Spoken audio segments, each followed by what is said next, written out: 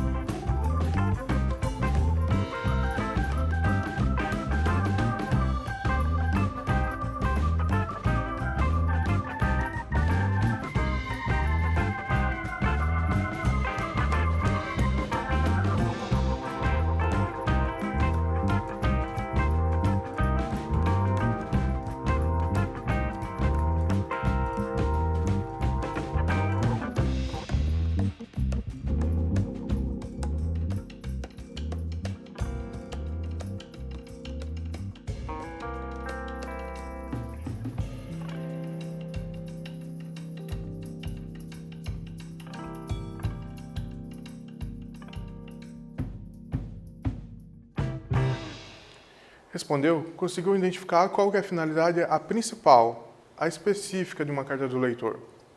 A, B ou C? Se você anotou que é letra B, transmitir informações e convencer, sim, essa é a finalidade principal de uma carta do leitor. Ele traz informações sobre a temática, sobre a matéria que ele leu e achou necessário fazer essa carta, e os argumentos é para que a ideia seja de convencer a edição e os outros leitores a pensarem como ele. Agora vamos ver a questão da estrutura de uma carta do leitor. Como ele vai encaminhar para a edição, é uma pessoa que vai receber. Então, as características são semelhantes a uma carta pessoal. A sua estrutura pode apresentar local e data, vocativo, veículo de comunicação, assunto e ou referência à publicação, corpo do texto, despedida, assinatura, que é o leitor. Isso mesmo. Lembrando, você pode ter pensado, mas nós não vimos o vocativo, nós não vimos a ideia do local no início da carta que lemos. Sim, o local apareceu no final, lá perto da assinatura. A questão que ocorre ali é que houve uma edição dessa carta do leitor. Nós não temos acesso à carta que ele encaminhou para o jornal. Nós temos ali acesso à carta que foi publicada. Ela passou por uma edição e foi publicada. Então, por isso que esses elementos não se fazem presentes da forma que estão aqui relacionados. Agora nós temos o exercício número 1, letra A e letra B. Provavelmente, a carta do leitor que foi enviada ao jornal considerava os elementos de composição de uma carta. Indique os que foram mantidos e os que foram retirados. Letra B. A carta foi publicada no site do jornal. Ela contém a mesma estrutura de uma carta pessoal? Sim ou não? Justifique. Pode começar.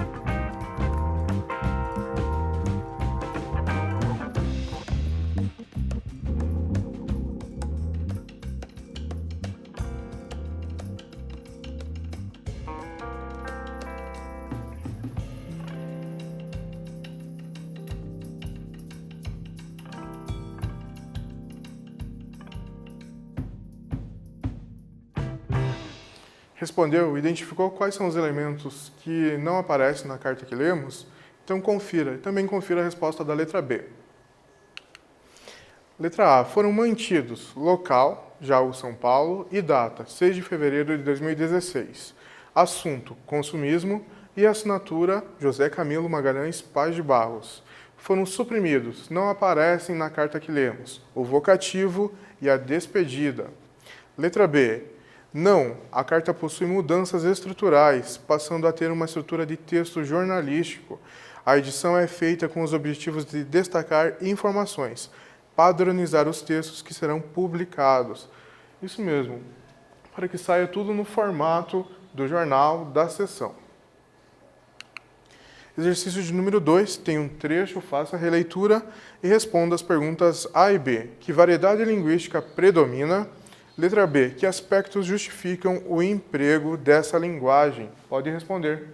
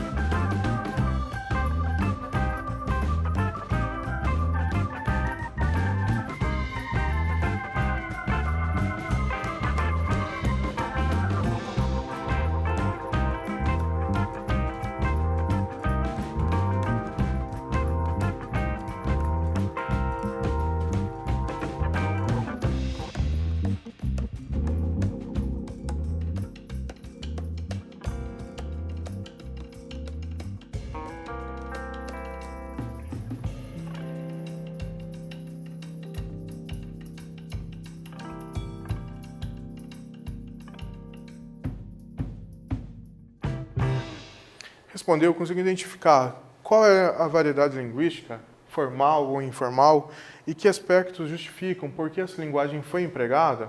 Então, confira. Letra A. A predominância da linguagem respeita a norma padrão, linguagem formal. Letra B. Os aspectos que determinam essa linguagem predominante são o tipo de suporte e seu público-alvo, o assunto abordado e a intenção do leitor-autor. Isso mesmo, são vários aspectos. Nós podemos resumir a questão da linguagem na questão da abrangência do público. Uma linguagem formal, sem gírias, sem abreviações, sem questão de informalidade, a abrangência vai ser maior. Gírias são usadas por uma questão social, por uma questão regional, e uma gíria empregada em uma carta do leitor vai limitar normalmente o seu público. Alguma pessoa vai desconhecer aquele conteúdo e vai ter a informação ali um pouco limitada sobre o que está sendo abordado. Exercício de número 3, nós temos aqui alguns verbos destacados, preste atenção, temos o estamos, o deveríamos e deveríamos novamente. Releia o trecho e responda a letra A e letra B. As formas verbais estão flexionadas em que pessoa? Letra B, explique o efeito de sentido produzido pelo uso dessa flexão. Pode responder.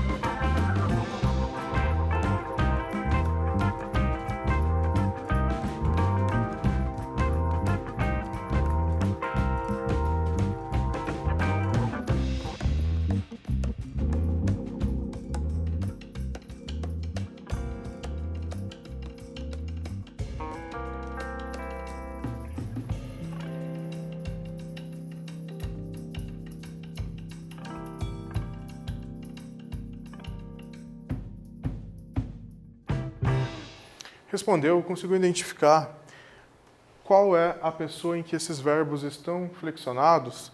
Estamos, deveríamos, primeira, segunda, terceira, qual pessoa? Singular, plural? E por que esse emprego, essa flexão foi utilizada nesta carta do leitor? Então confira a resposta. Letra A. Os verbos estão flexionados na primeira pessoa do plural, nós. Isso mesmo. Se voltarmos à tela anterior, conseguimos colocar, né, o nós estamos, nós deveríamos novamente aparece. Então, primeira pessoa do plural. Letra B. O uso da primeira pessoa do plural evidencia o caráter subjetivo do texto, mas também aproxima o autor e o leitor, mostrando que ambos podem compartilhar os mesmos sentimentos e experiências. Isso mesmo. Tem a ideia da subjetividade, então é uma opinião que está sendo mostrada, então por isso está em primeira pessoa, mas também porque está na primeira pessoa do plural. É uma estratégia do autor para mostrar que o leitor, para tentar convencer, fazer o leitor a ter a mesma opinião, a pensar da mesma forma, utilizando essa flexão verbal. Agora temos um quiz. Na carta do leitor, a identificação do autor é fundamental porque, letra A, é um texto que expressa opinião. Letra B, isso irá projetá-lo no cenário jornalístico. C, toda opinião pertence ao conhecimento comum. A identificação do autor é importante por quê? Responda.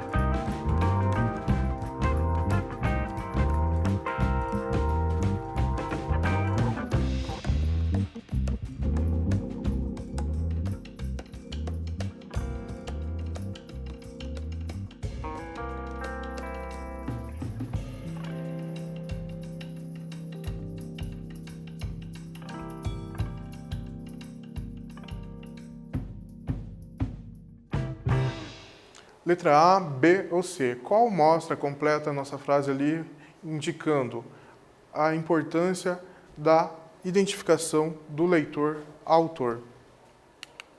A letra A é um texto que expressa opinião, isso mesmo. Então, um texto subjetivo que tem uma opinião, uma argumentação, um posicionamento, é interessante que o autor seja identificado, justamente para mostrar quem é o dono dessas ideias, desses comentários. Estamos chegando ao fim e o que vimos nesta aula? Realizamos a leitura de uma carta do leitor, vimos também características estruturais e funcionais do gênero Carta do Leitor. Temos ainda as referências. Agora sim estamos no fim. Desejo a você dias melhores, continue bem e até a próxima.